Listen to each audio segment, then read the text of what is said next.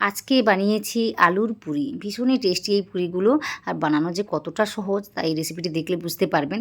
আর প্রতিটা পুরি কিন্তু এভাবে ফুলকো ফুলকোভাবে থাকবে, যতই ঠান্ডা হয়ে যাক না কেন এভাবে কিন্তু ফুলকো ফুলকোভাবে অনেকক্ষণ থাকে। খেতে কিন্তু দারুণ হয়, বাইরে থেকে বেশ ক্রিস্পি থাকে, তো খেতে বেশ মজারই লাগে। তো রেসিপিটি দেখবেন, যদি আপনাদের ভালো লাগে সেটা কমেন্টে জানাবেন, সাথে সাথে আমার ভিডিওতে একটা লাইক দিবেন। নতুন কেউ হয়ে থাকলে অবশ্যই আমার চ্যানেলটিকে সাবস্ক্রাইব করে নেবেন। তো এইভাবে আমাকে সাপোর্ট করবেন, অবশ্যই কমেন্ট করবেন। আপনারা কিছুই করেন না, তো আমাকে মোটামুটি সাপোর্ট করবেন। তো এখানে আমার ছেলে খাচ্ছে, বলছে ভীষণ ভালো হয়েছে, আপনারাও বানাবেন, আপনাদের সবারই ভালো লাগবে। তাহলে চলুন রেসিপিটি শুরু করে দিই। তো এখানে আমি কি করেছি, 2 কাপ ময়দা নিয়েছি। আটা দিয়েও বানানো যায়, তবে আজকে আমি ময়দা নিয়েছি। নেওয়ার পর এতে আমি পরিমাণটা বুঝে শুনে লবণ দিয়েছি, সাথে দিয়েছি 2 চামচের মতো তেল। তো এই তেলটাকে দিয়ে না একটু মেখে নেব, কি বলবো, ময়দার সাথে ভালোভাবে মিশিয়ে নেব। তারপর মিশিয়ে নেওয়ার পর আমি কি বলবো, জলটাকে দিয়ে না একটা সুন্দর করে ডো মেখে নেব। খুব পাতলা করে বা কী বলবো, নরম করে মাখালে হবে না বা শক্ত করে মাখালে হবে না। তো আপনারা দেখতে পাবেন কীভাবে আমি কাজটি করি। তো একটু সময় নিয়ে অল্প অল্প জলটাকে দিয়ে সুন্দর করে একটা মিডিয়াম সফট যেটা বলে ঠিক সেভাবে একটা ডো মেখে নিতে হবে। আর এখন মোটামুটি খুব বেশি পাতলা করে মাখলে কী হবে, পরে আরও পাতলা হয়ে যায় জিনিসটা, তো বুঝে শুনে কাজটি করতে হবে। তো দেখতেই পাচ্ছেন এখানে এইভাবে আমি মেখে নিয়েছি। মেখে নেওয়ার পর আমি কি করব, এটাকে আমি রেস্টে রেখে দেবো, ওই 10 মিনিটের জন্যই রেখে দিচ্ছি। তারপরে এইদিকে আমি কী করেছি, আগে থেকে আলুটাকে সিদ্ধ করে নিয়েছিলাম, সাথে কিছু মশলাও অ্যাড করে দিয়েছি। কিন্তু আমি কি বলবো, কোনো কারণে আপনাদের দেখাতে পারিনি বা আমি ভিডিওটা অন করতে ভুলে গেছি।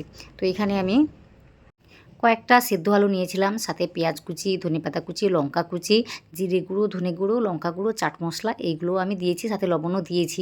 তো এগুলো না আমি দেখাতে পারিনি, তাই আলাদা করে দেখিয়ে দিয়েছি।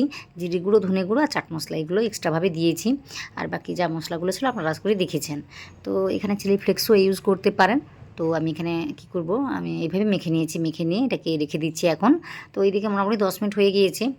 ডোটা কিন্তু বেশ সফট হয়ে গিয়েছে, দেখতেই পাচ্ছেন। তো একটু সময় ধরে রেখে দেবেন, এতে করে রেসিপিটি বানাতে অনেক সুবিধা হবে বা কাজে লাগবে জিনিসটা। তো আপনারা দেখুন, তো মোটামুটি এইভাবে একটু মেখে নিচ্ছি, স্মুথ করে মেখে নেওয়ার পর তারপর এখান থেকে কয়েকটা লিচি আমি তৈরি করে নেব। তো আপনারা যেভাবে কাজটি করতে চাইবেন ছোট বড় করে ঠিক সেভাবেই লিচিগুলো তৈরি করে নিতে পারবেন। তো এখানে যেভাবে আমরা রুটির জন্য লিচিগুলো তৈরি করি তার থেকে একটু ছোট করে আমি কাজটি করছি। তো এইভাবে মোটামুটি তৈরি করে নিয়েছি। তৈরি করে নেওয়ার পর তো এটাকে আমি কি করেছি, আপনারা বেলে নিতেও পারেন, না হলে হাতের মধ্যে রেখে বা হাত দিয়ে এইভাবে কাজটি করে নিতে পারেন। আর যেহেতু ডোটাকে আমি সুন্দর করে মেখে নিয়েছি, এতে করে কিন্তু কাজটা সহজেই হয়ে যাচ্ছে, আপনারা দেখতেই পাচ্ছেন। তো এইভাবে কাজটি করে নেওয়ার পর আমি কি করেছি, আলুর পুরটাকে নেব। তো একটু বেশি করেই দিচ্ছি, তো একটু বেশি করে দিলে খেতে ভালো লাগে। তো দেওয়ার পর না আমি মুখটাকে বন্ধ করে দেব। তো যেহেতু নরম রয়েছে ডোটা, যে কারণে সহজেই কিন্তু এভাবে টেনে টেনে মুখটাকে বন্ধ করে নেওয়া যায়। তো দেখতেই পাচ্ছেন। আর যদি দেখেন আলুর পুরটা একটু বেশি করে দেওয়া হয়ে গিয়েছে, তখন এইভাবে প্রেস দিয়ে দিয়ে ভিতর দিকে ঢুকিয়ে দেবেন, আর বাইরে থেকে টেনে টেনে এইভাবে মুখটাকে আটকে দেবেন। সহজেই কিন্তু আটকানো যায়।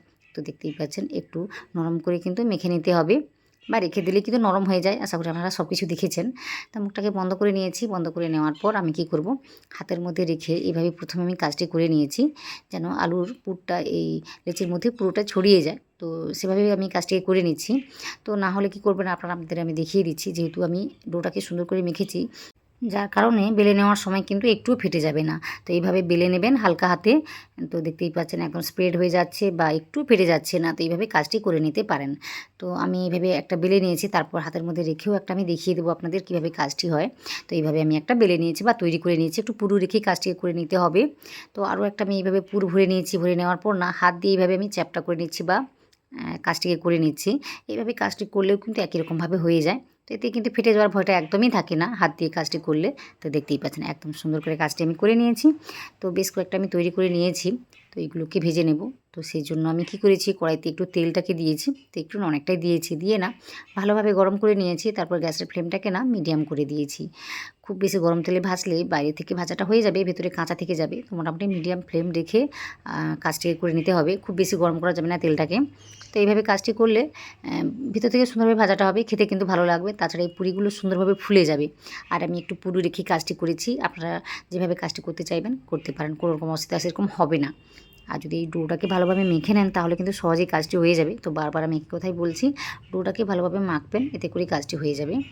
তো মোটামুটি আমি যখন দেখব যে তেলের মধ্যে দেওয়ার পর এইভাবে উপরের দিকে উঠে আসছে, তখন আমি উল্টে দিচ্ছি। তার আগে কিন্তু আমি উল্টাইনি। তো এইভাবে উল্টে পাল্টে ভেজে নিতে হবে। তো দেখতেই পাচ্ছেন কতটা সুন্দর লাগছে দেখতে। প্রতিটা পুরিই কিন্তু এভাবে ফুলে উঠবে। কোনো সময় গ্যাসের ফ্লেমটাকে লো বা হাই করতে যাবেন না, মোটামুটি মিডিয়াম রেখে কাজটি করবেন। এতে করে কিন্তু সুন্দরভাবে ফুলে যাবে, প্রতিটা পুরি কিন্তু এভাবে ফুলে উঠবে আর ভীষণই মুচমুচে হবে বাইরে থেকে, আর ভেতর থেকে ভাজাটা ভালোভাবে হবে। তো আপনারা দেখতেই পাচ্ছেন উল্টে পাল্টে একটু সময় নিয়ে আমি ভেজে নিয়েছি, বেশি একটা সময় লাগে না, অল্প সময়ের মধ্যেই কিন্তু ভাজাটা হয়ে যায়। তো আমি একদম কচুরির মতো বানাবো না, মোটামুটি পুরি যেভাবে হয় ঠিক সেভাবে আমি বানিয়ে নিয়েছি। তো এইভাবে মোটামুটি সবকটা আমি ভেজে নিয়ে তারপর দেখাচ্ছি জিনিসটা দেখতে কেমন হয়েছে।